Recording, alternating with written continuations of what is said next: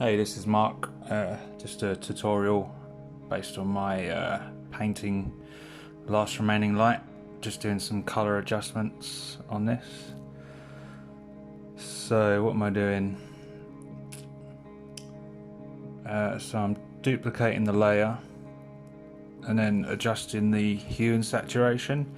I thought the bit in the middle looked a little bit too saturated, so yeah, I'm gonna turn that down. I don't really like overly saturated images. They tend to look a little bit too cartoony, so I wanted to go for a more realistic approach. And then I normally adjust the hue slightly as well, just for a bit of realism. A good thing to do is keep zooming out as well, so you get like a new kind of view of your image. What am I doing here?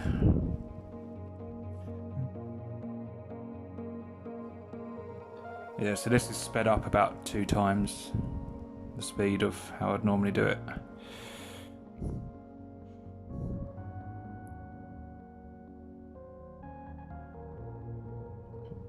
Okay, so every time I make a change, I normally merge the layer back down again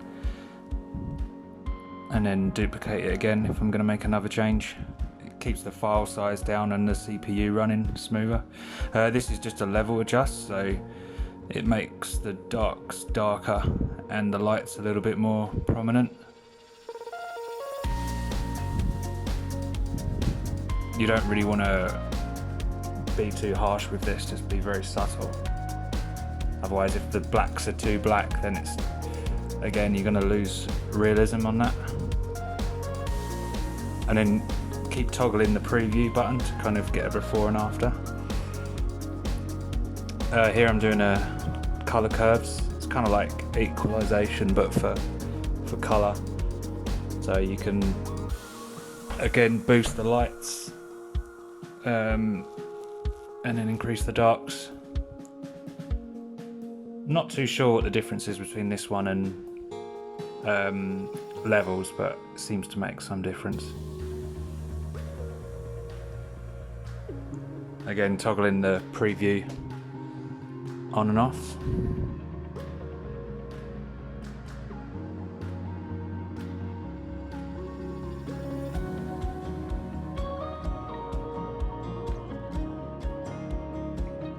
Also, what I just did there was play with the opacity settings, so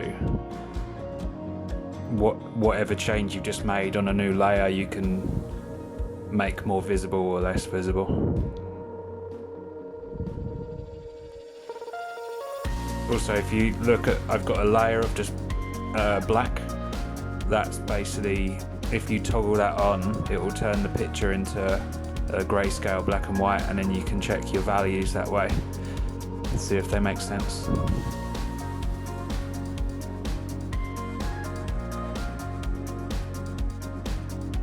Again, merging the layers to one. This is color balance. Yeah, it's exactly as you can see. You basically got shadows, midtones and highlights, and you can slightly change your colors on that one. So with my shadows, I normally make it a little bit warmer, so some reds and yellows, and then highlights I normally do colder colors like the cyan and blue. Again, you've got to be really subtle with this, otherwise it just looks silly.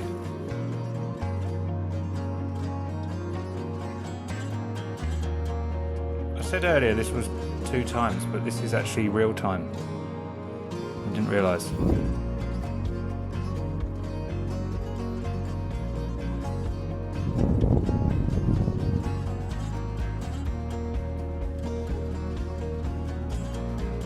Obviously having a think here.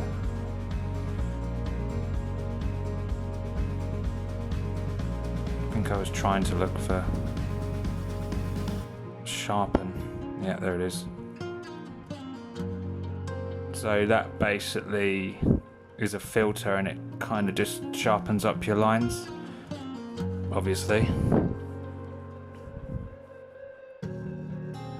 Yeah, so you can kind of play about with it here.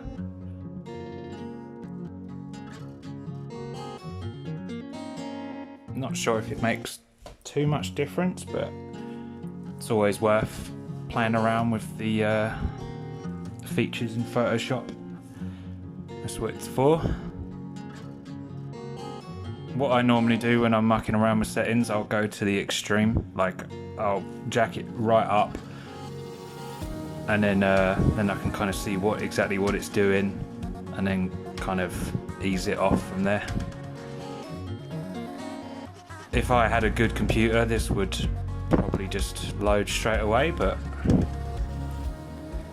I have a very old laptop that was given to me for free by a good friend. Shout out to Chris.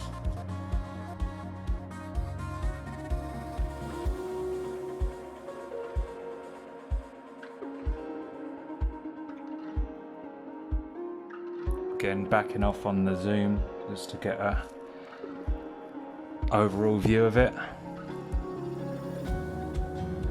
So I'm duplicating the layer again. Oh, this is a nice little trick. So you do another layer and turn the brightness down. And then what I should be doing, so I've got an eraser and I'm erasing out the darker image.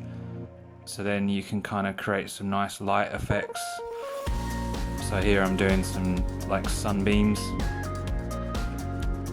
It's a nice subtle way to create lighting effects, and then that adds to the realism of the image, I think. I think what makes a painting look realistic is the light and the shadows. Because otherwise if there's no decent lighting or shadow, it just looks too flat and cartoony. So what I aim for in my paintings is realism, so I always play around with light. So yeah, I'm basically erasing out dark bits, or painting in light sources. So I'm just imagining, like, so obviously there's the sun in the corner there, and you got to imagine where the light would hit. So obviously just edges of the clouds, they're going to pick up some light, and then the towns in the bottom, any surfaces are going to pick up little bits of light. So I'm not going to do any down this dark bit, because obviously, you know, light's not going to reach that area. So you got to think about physics and what if it was real, what would happen. So you got to imagine.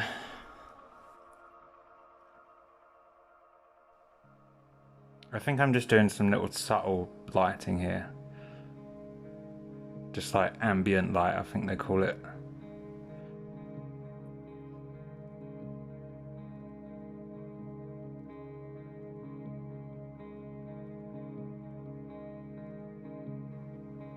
I don't know why my mouse looks like that. I think it was during the recording process. It's gone into a square blob for some reason. Yep, so that's it. Thanks for watching. Hopefully that helped out.